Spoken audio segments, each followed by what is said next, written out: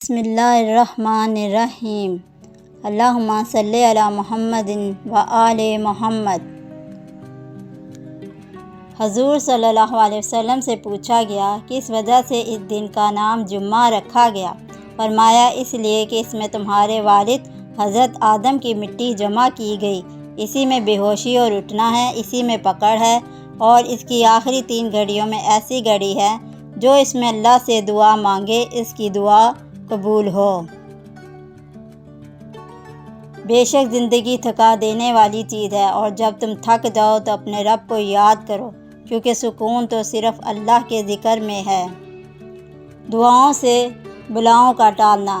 رسول اللہ صلی اللہ علیہ وسلم نے فرمایا، دعا نفع پہنچاتی ہے اور ان بلاؤں کو ٹالتی ہے جو نازل ہو چکی ہے، اور ان بلاؤں کو بھی جو ابھی نازل نہیں ہوئی۔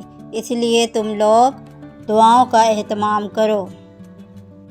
دعا: یا اللہ، ہے تیرے نور سے روشن جہاں میرے اللہ، ہے تیرے فیض کا دریا رواں میرے اللہ، تیرے سوا نہ کسی سے طلب کروں کچھ بھی، تو بخش دے مجھے ایسی زباں میرے اللہ۔